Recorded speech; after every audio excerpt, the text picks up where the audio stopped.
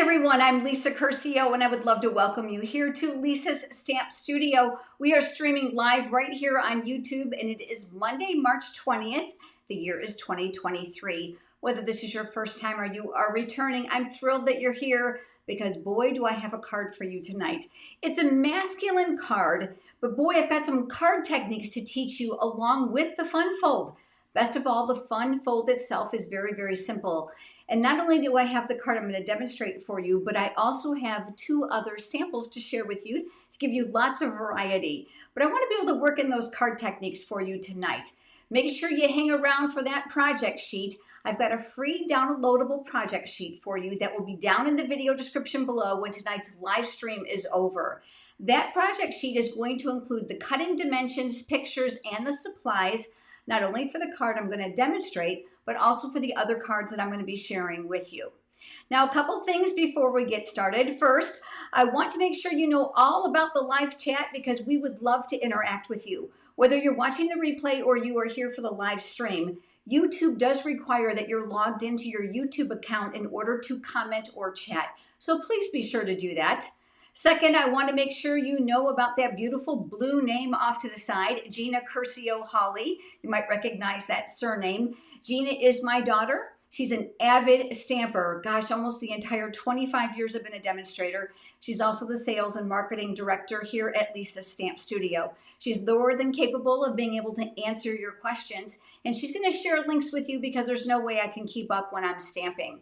And then finally, I want to talk to you about this. Can we just get a happy dance?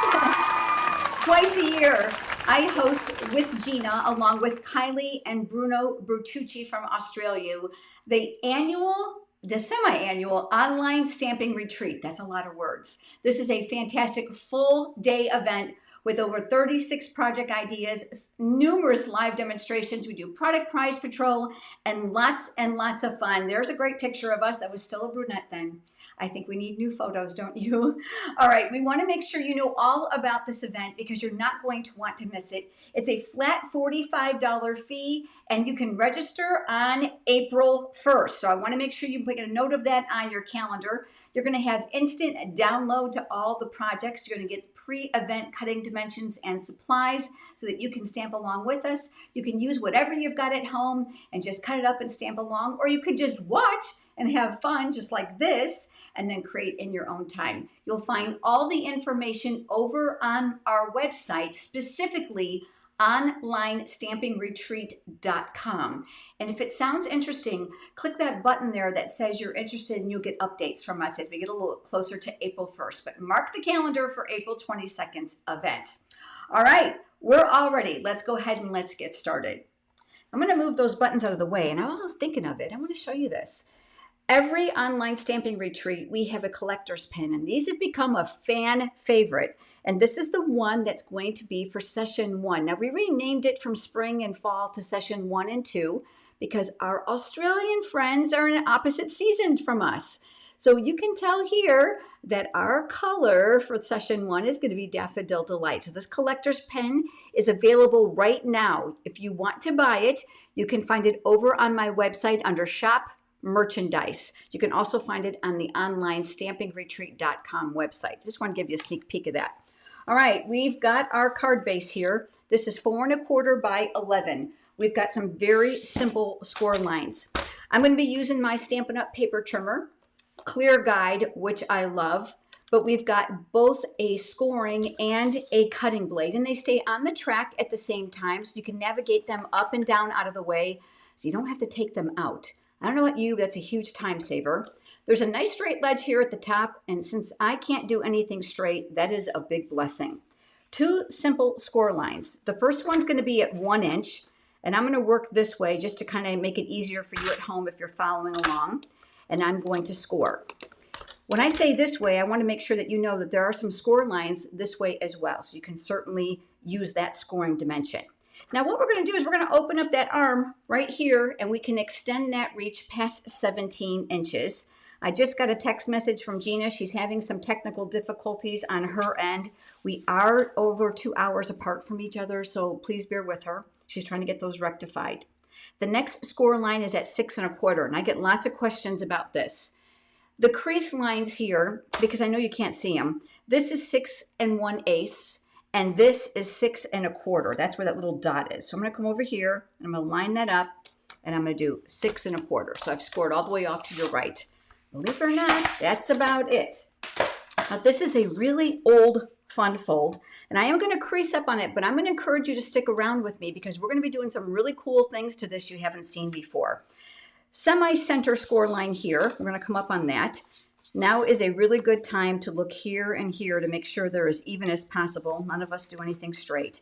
And that 1-inch area is here at the bottom, and this is going to come up. Now we're going to do something fancy with this, but we're going to come back to that in just a moment. So I'm going to put that off to the side. And right now we're going to work on doing some stamping because that's going to be important for the elements of our card. Now I learned earlier today, as cute as these little sleeves are, they are not practical with my ink pad. So I'm going to pull those up. I'm going to start with early espresso ink, and I'm going to bring in some grid paper because I'm going to do a little bit of stamping off.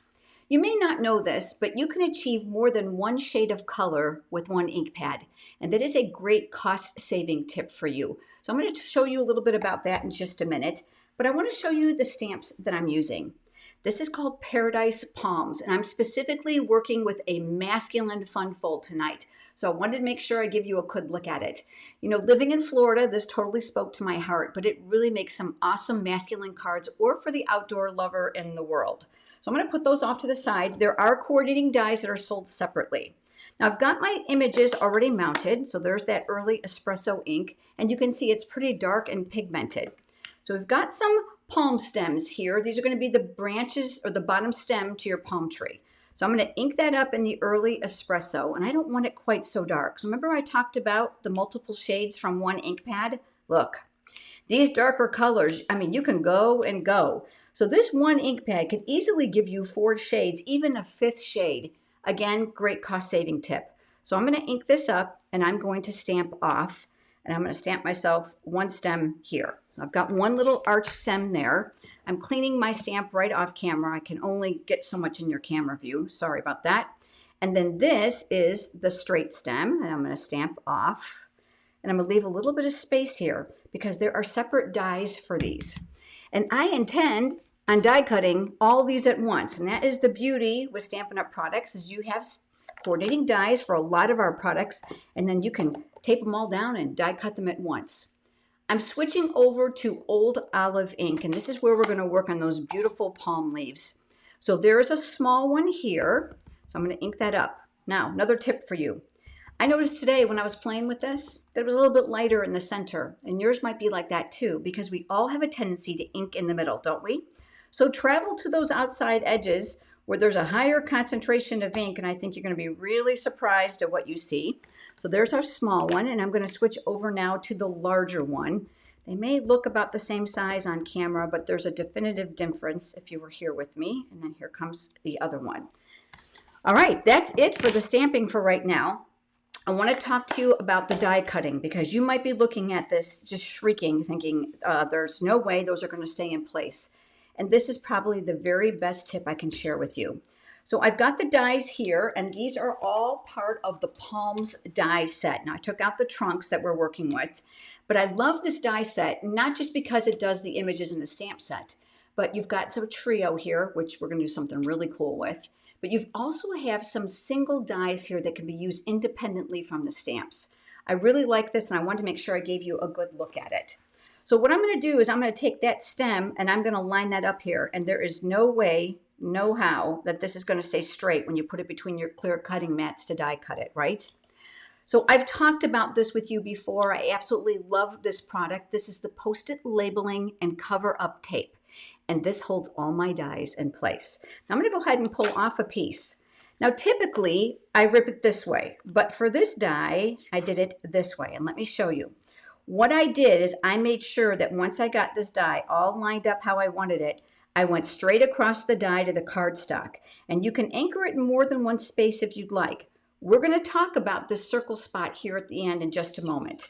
Now, of course, there's another one here, and you're going to want to do the exact same thing because you don't want these to shift on you when you put them through your die cutting machine. If some of the tape leads over onto the clear mat, all the better. Okay, now I did do all of that ahead of time for you. I just want to push that off to the side, and I'm going to bring in those pieces. So we've got our small and our large, and we've got our two trunks here. Now this taller trunk, actually it's on both of them. You can see there's a circle here at the top, and I thought this was a brilliant design. Stampin' Up! Knew we were going to have a place to attach those little palm fronds, right? So that's what this is for. This is for your glue dot.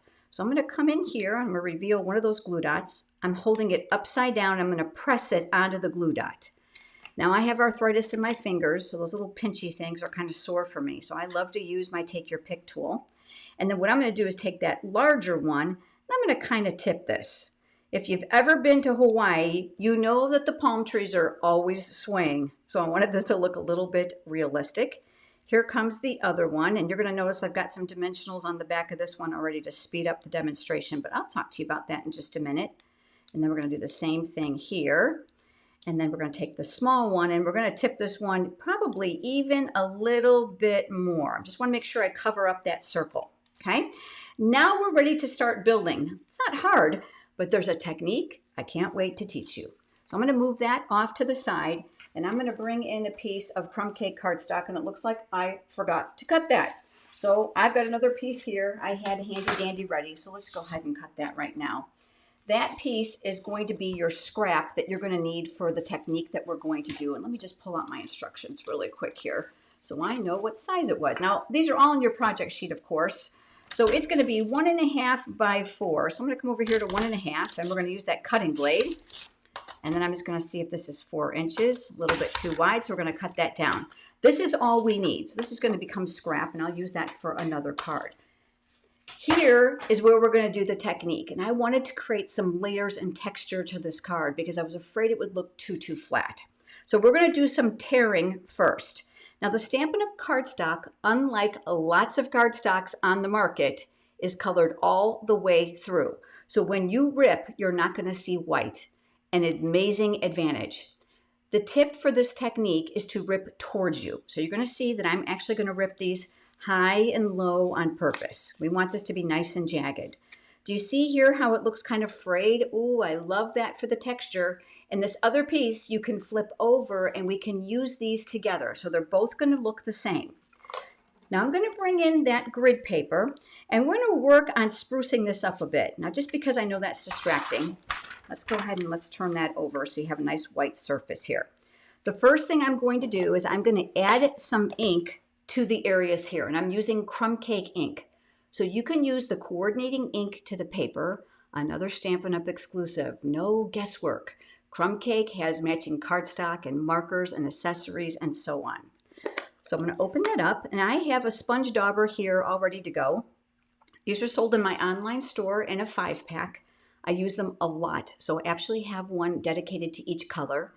Obviously, most of you won't be able to do that or don't want to do that, and that's great. Just rinse them out with a drop of dish soap and warm water and make sure they run clear, and then you can change colors. They will become pigmented on the foam here. Just make sure it's clean. It just leaves it stained.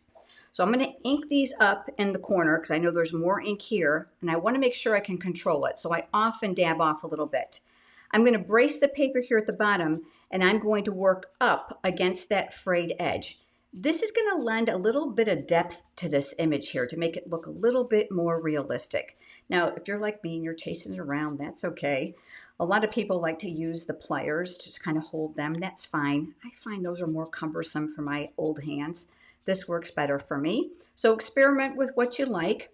You don't want to put your fingers in that wet ink because the ink is wet and you're going to leave a finger mark there. So we don't want your fingerprints on it. So we've got one piece here and another piece here. Now, if you want the bottom to have some shading, just go over it with the dauber. Now, I am going to put this off to the side, and now we're going to do that pause. And remember the card base? This is the top. Remember this area here? We are going to rip, but I'm going to caution you. My other samples are quite different, but this one I wanted to be able to create credence from the top to the bottom. So I'm going to rip this very shallow, and I'm just going to use nice little motions and a little bit up and a little bit down, and this is a great project for the kids because you don't have to make it perfect. I'm doing my best to keep my head out of your camera view. So let me work across here. That might be a little bit deep, but that's okay. I think it's going to look really nice. While we have that ink out, we're going to do the exact same thing with this. But I'm not going to stop there. I'm going to add a little bit more. I'm going to work my way all the way across and add a little bit of depth here. I just think this looks so nice when it's finished. All right, so that is finished. Let me close this up. That wasn't enough for me. Now, if it's enough for you, fantastic, but I'm going to take this one step further. And this is where I'm going to bring in the Early Espresso Stamp and Write marker. Now, this is a dye-based marker, not like the alcohol-based blends. You'll notice that it has two tips, one for writing and signing, and one is a brush tip. So I'm going to go ahead and use that cap because I'm going to create a little bit of a splatter. I want it to look like sand. Great, simple technique. Now, I'm going to give you a warning. Don't be overly aggressive. So if you've had a bad Monday, you might want to dial back until Tuesday. You're going to put the marker inside the cap. And what you're going to do is you're going to flick. You cannot control where it's going to land. It's going to be pretty much just in the direction of the cardstock. And I can move the marker from side to side. And I do rotate the marker just a little bit. So I'm going to move those up to let those dry a second. Same thing here. Now, I'm not overly worried about anything kind of falling here because it's very subtle. But if you're very particular, go ahead and put some masking paper or a Post-it note there to kind of block that. And it does spray pretty far, so you can kind of work way behind where you need it. And you can see I'm slightly turning the marker a little bit so I can kind of get even coverage there. All right, that's it.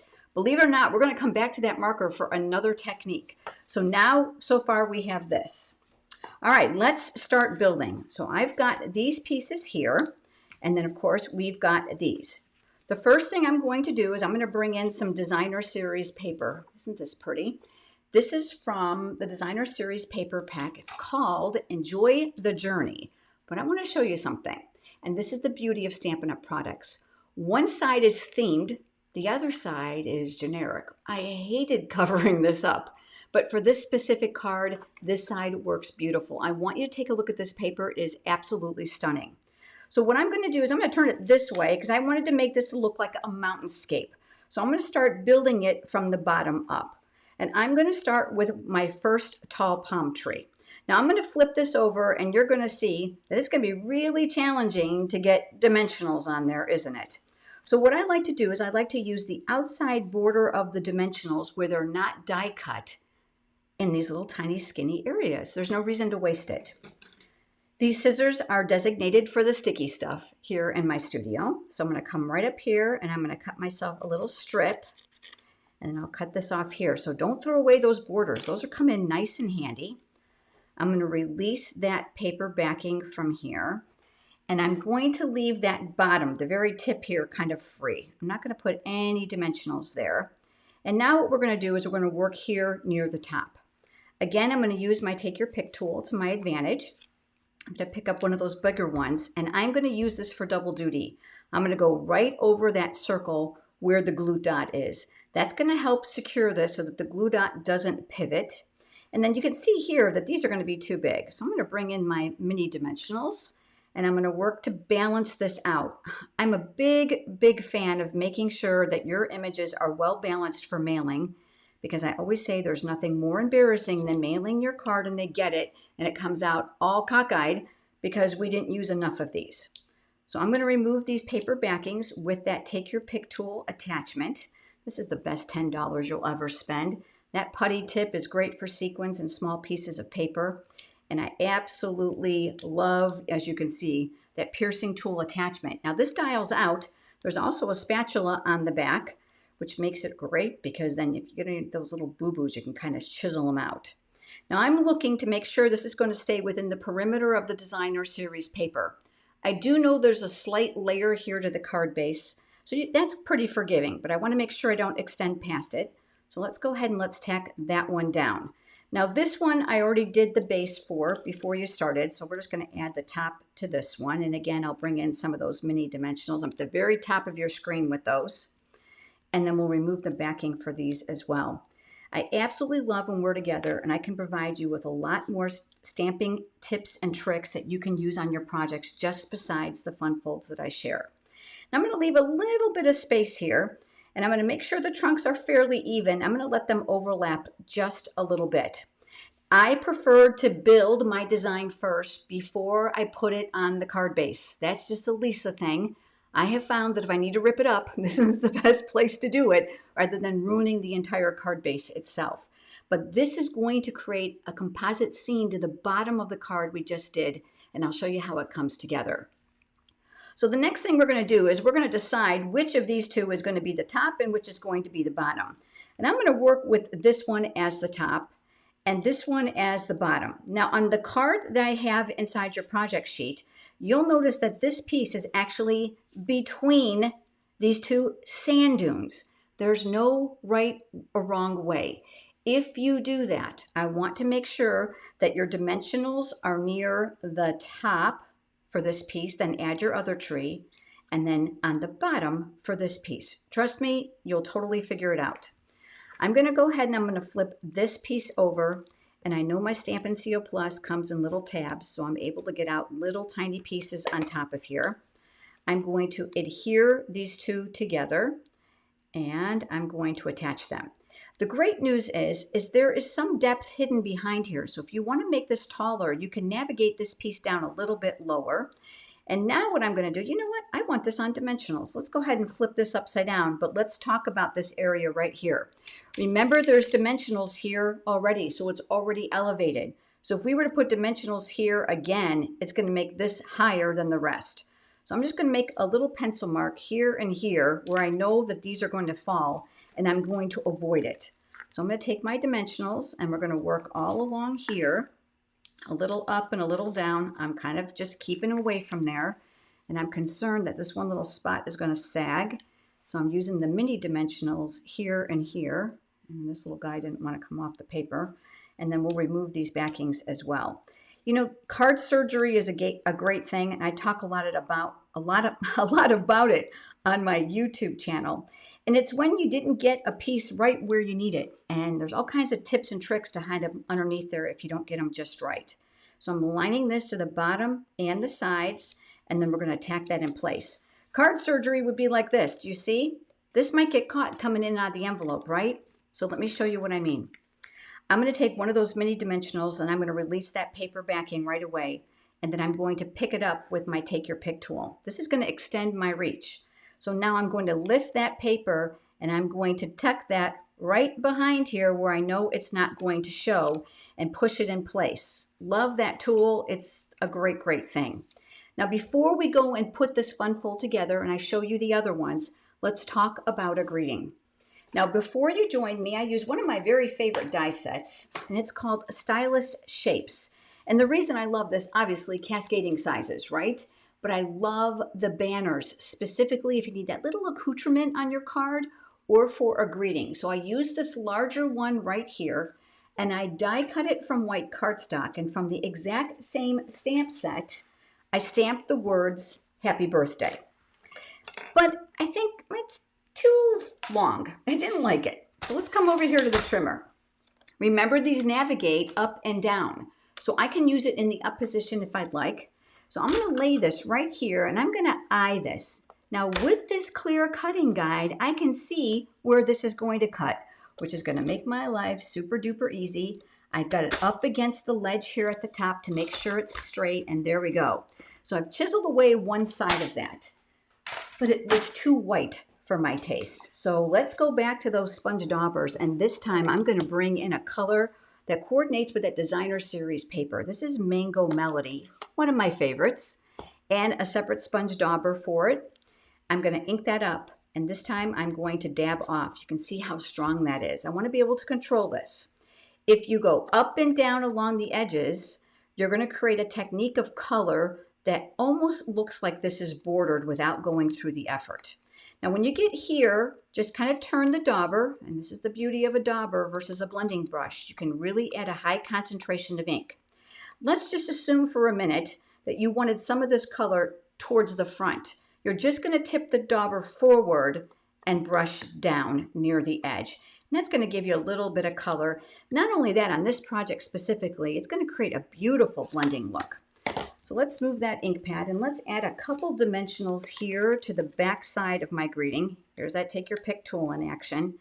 And then we're going to add one here and we'll add another one next to it. Let's remove those backings. And now I want this up here near the top. So I'm going to use that straight edge to my advantage and we're going to tack that in place. All right, this is getting better by the minute. Here is the front of your card. Watch what we're going to do at the bottom. Let's adhere this first. So I'm going to come over to my silicone craft sheet. I'm going to flip this upside down. I am well aware that it's bumpy. So I'm just going to be careful. I'm bracing my cardstock in the center with my hand to protect my images. And I'm just adding small strips all the way around. And I'm going to come around the edge here. Adhesive, liquid glue, and hot glue will not stick to this. It is a fantastic product inside your crafting space. I'm going to open this up and I'm going to gravitate this now near the top to create a nice equal border all the way around. And again, all the cutting dimensions are inside your project sheet. Let's flip that over and go this way so we don't ruin the banner, right? Now we're going to add some gems to this because you know I can't help myself. Now let's talk about the inside before we assemble the fun fold. I have already pre-stamped this. This is the greeting. It's from the stamp set. We've got some scratch paper here again. Remember I talked to you about that trio? Look at that. So we are going to use markers, and this is often overlooked when people have dye-based markers. I do not use alcohol-based markers on my stamp. It's stubborn to get off, and I personally do not recommend it unless you are a seasoned stamper and you're okay with experimenting. I know a lot of you here in the live chat do, so go for it and lead your comments for one another on how you remedy those dirty stamps. But I am going to start with my darkest color first, which is my early espresso. This is the same one we did the flicking with to create that sand. I am using the side of the marker. I'm not damaging the tip. Boy, there's nothing worse than a marker that doesn't have a tip anymore, right? And then you can't really color inside your images very well. And I'm going to cap that and switch over now to the early espresso. Again, you're going to see me using the side of the marker. I don't want to damage the tip. And I'm working all the way around the image. Do you see how I'm turning the image and not turning my hand? It's another important tip for you when you're crafting. Nobody likes contortionist stamping, right? All right, I'm going to take this. We're going to come all the way here at the bottom and we are going to press and we're going to have a beautiful two-toned image. But because this is a single stamp, you can't get two-toned unless, of course, you're using either daubers directly to it or dye-based markers. All right, but I decided it needed a little bit more color. So here's my paper once again. And the residual ink on this, which is the Mango Medley, is going to be amazing. So you need to make sure your ink is dry. And we're going to come around the image and we are just going to swirl to give it a nice halo of color. Give it that little pretty sunset look. Darker on the outside, lighter on the inside, so it looks a little bit more purposeful. We're going to take this now and we are going to add adhesive to the back side of this as well. And this is good and strong, so I don't need to cover every inch of it. Here is our card. We're going to open this up and it's going to go here near the upper portion of this fun fold. I'm looking for that margin. There we go. Now here comes the fun part. This is about 32 inches of linen thread. You do not have to do this step because I have several other samples to share with you on how I jury-rigged it. So I'm going to leave myself a little tail here to tie with. This is probably about 7-8 inches, and I'm going to place it inside. Now we need to create what I call the matchbook style to this card. So we need to create a closure here, right? You know what? Let's make it easy on ourselves. We're going to use a stapler. As soon as I turn this over, you're going to say, oh, how do I get that? Well, it was sold years ago by Stampin' Up, no longer available. I found a mini one for you that I knew you would love that works just like this one. Same size staples. That's a tongue twister. I have it linked for you on my website. Click on Shop Craft Room Favorites so that you can get one for yourself. Very important. You need to staple upside down because we don't want to rip their hands, right? So what we're going to do is we're going to make sure that the flat side of the staple is going to the back of the card and you're going to work low. So I'm going to turn this over and give you an idea of where we're going. And I'm looking to try to center it the best that I can. And then we're going to staple it shut. That now has created the match flap. Okay, now we have all this extra twine, and we're going to come around and around. And again, I know this is a bit fussy, but I want to teach you something on how we're going to hide that staple. So I'm going to come around here like this. And of course, you can use ribbon, but I didn't think ribbon looked really good with this. Now, I can see that this is wobbling. I'm going to be fighting it. So grab your stamps. Let them help anchor down your project. What we're looking to do now is tie a knot, because this is a masculine card. We don't want a bow. Most guys don't like bows on their cards. So I'm going to work here near the bottom, right between that staple. And I'm going to put my finger there. And God willing, this is going to work with you all watching me. And I'm going to pull this through, of course, right? Do you have this problem too? I'm going to come up with a cheat mechanism for you in just a minute if it doesn't work. Either way, that same cheat idea is going to be used to kind of hide this. So here we go. Here's your raw ends, and I'm going to pull tightly. Now, before I go too far, I'm going to grab my paper snips. These are also sold in my online store. I was going to give that a little bit of a haircut. Now, I don't want to see this. This is ugly, isn't it? Where the staple is? Okay, this is more card surgery. So here come the glue dots, and I'm looking for my take your pick tool. I want you to use 2 of these. It doesn't matter if you touch them or gum them up. They're going to go right over the pierced side of your staple. So you need 1 on each end. That's what I recommend. Now, obviously, if you're using ribbon, you're going to be able to tack it down inside this area, but that kind of would have ruined all our pretty there, right? With our little sand dunes. And then you're going to take this and you're going to press it on top. This is going to explain to you why I did several layers of linen thread, because I want to make sure that you can't see through it. And then because it's good and sticky, we're going to make sure that we manipulate that knot the way we want it. Down comes the front, and this is where the matchbook style comes in, right inside of here, and it tucks inside. I don't know about you, but this would be a fantastic invitation as well. So I'm going to go ahead and I'm going to open this up and show you once again, and then this just tucks inside like a matchbook. Now, I have several other samples to share with you. This is obviously the one we just made. This next one, let me show you the stamp set. It's called Irresistible Blooms, and it's offered as a bundle. I don't know about you, but bundles are the way to go, because you're not going to want the stamps without the coordinating dies. We don't like to fussy cut most of the time, do we? But we do. Brand new, and you're going to love it. It even has designer series paper that goes with it. And here is the card I created with this one. Very soft and romantic. Believe it or not, those dies will also cut out some of the images in the designer series paper. So the only stamping here was the label. All the supplies are on your project sheet. Do you see how I use the ribbon here? Now you might be thinking, well, where's the staple? It's there. But all I did was hide it with the designer series paper. The ribbon is tucked behind here.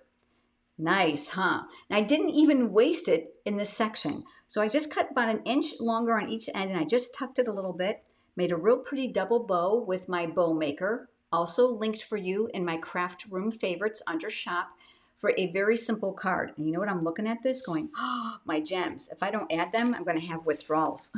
So I'm going to come back to this one really, really quick. These are the 21, 23 in color opal rounds, and I love, love, love these. Because the colors in here really can mimic lots of different things because they have an iridescent look to them. So I'm going to go ahead and add a big one there, and let's take a small one here, and let's take one other small one. And I like to have your eye draw away from it. So I'm going to bring this one up here towards the greening. I'm going to give those a good push because they do have glue dots on the back. All right, one more. And this one is always a fan favorite. I'm using Friendly Gnomes. Now, this is not a bundle. This is a new stamp set that was in the current mini catalog, but the dies were carried over from the previous mini. So you will not find these in a printed publication, but they are online. They're called the Gnomes dies, and they do cut out the images here of the gnomes. All right, this is a totally different color palette because I'm trying to cater to every taste. Again, you can see the designer series paper covers up that staple. And then there's that tuck once again. So this is going to come up like a matchbook. And then here is the inside of your card, wishing you the most magical of birthdays.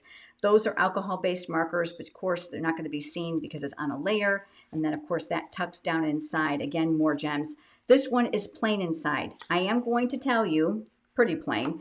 I'm going to tell you that if you're going to make this card, you may want to consider thick basic white cardstock to make a heavier card base.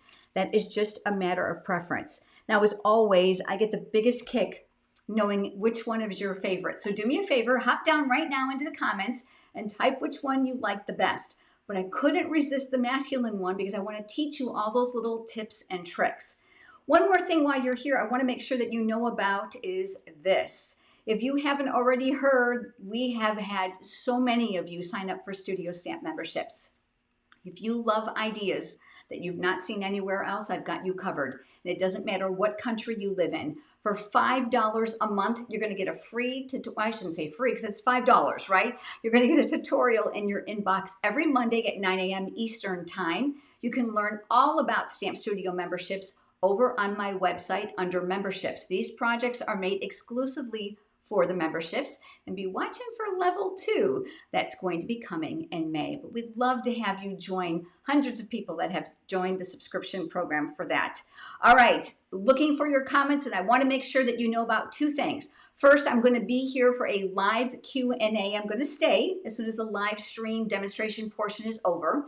So if you have a question, now is the time. I want you to type in the comments the letter Q and a colon, and then your question after it. I can use the computer software to filter those out, and I can actually feature your question right here on camera and answer it for you live. Please make a note of the next live stream date. You can see, I don't know why it says Wednesday. That's not. March 27th is Monday. I must have been ahead of myself. So let me just correct what you see here. It is going to be Monday, and that is March 27th. I have an amazing fun fold card for you that has a feature floating image that I think you're going to want to learn. So make sure you stick with me and make sure you come back. If you haven't already done so, subscribe to my channel. Make sure you hit that thumbs up button. It is a huge help for me here on YouTube. When you're over on my website, make sure you check out my PDF tutorial library. And of course, we'd love to have you sign up for my free weekly e-newsletter. Scroll all the way to the bottom and click the word subscribe, and I'll send you a free tutorial and each newsletter every week. All right. I hope the rest of you that are leaving now will join me again next Monday, not Wednesday. And of course, that is going to be on March 27th. I'll be back at 8 p.m. Eastern Time. Those of you who have to leave, thank you for joining me. All right, this is the informal part. I'm going to clear some space and bring in the computer mouse. I'm going to start filtering for your questions. If you'll excuse my reach and my head, and I'll get my computer going here. I always love to take the opportunity to be able to answer some of your questions live. All right, so let me just do that filtering now. I will tell you that there's always a delay between when you type and when I see it, and when I speak and you hear it. So please be patient. All right, Ginger is asking, do you know when the Irresistible Blooms will be back in stock? Ginger, we sure have an estimated week frame. So Stampin' Up! Gives us the week of. I would have to stop and pull all that up on my computer. And Gina can probably grab it for you really quick, or do me a favor, just send me an email because I know you're one of my customers, love having you, and I'd be happy to answer that for you. Just so that you are aware, Stampin' Up! Is working on enhancements to the online ordering system, which will provide you this information in the future. But right now, I know you got to reach out to your demonstrator to get it, but we certainly don't mind helping you. So Ginger, please drop me a quick email, unless Gina can get to that here in the chat. All right, let's see. Judy has a question. The sponge on my daubers deteriorates really fast. Any suggestions? That is an excellent question. So let's do this. Let me go down here to the demo camera and let's talk about that really quickly. This is a sponge. It's a sponge foam. So if you're very, very aggressive over a period of time, just like any sponge, even in your kitchen, you're going to notice it's going to start to fray, maybe even fall apart if you're very aggressive. I don't think that these have an eternity lifetime, although I will tell you the ones that I have lasted me numerous years. I think this one specifically has lasted me at least 3 or 4 years. When they start to get ratty, then throw them away. This one's starting to get a little ratty. Do you see it here on the edges? I don't know if the camera will pick it up.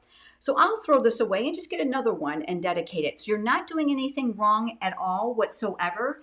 It's just a fact that you're being really aggressive with sponging over time, and it's normal for it to deteriorate. If you find it's happening quickly, use a slightly lighter hand and a little bit more ink. So hopefully that'll help. Love the questions, you guys. These are great. Scrolling down. Heather has a question. Do you envision glossy white cardstock coming back to create those beautiful sunsets on your own? Oh, I hope so. If there was a stamping fairy, I hope she was listening because I would love glossy cardstock. Not just for those beautiful sunset images, Heather, but I love to use it for lots of other techniques as well. So fingers crossed, I do not know, but we will be hopeful, right? I'll be hopeful with you. All right, let me scroll here. Your comments are coming in faster than I can click. Bear with me. Hi, Lori. Any drawback to using an alcohol blend marker on a dauber? Or if you don't have the color in a coordinating ink pad? Well, I have a funny feeling that it's going to dry too quickly for you to use it because alcohol-based markers include alcohol. And the total intent behind the color is it evaporates very, very quickly. So if you put it on the dauber and you go to use it on your paper, you're going to probably have very little concentration. And I will tell you that the color on the dauber will be permanent. Will you be able to wash it out?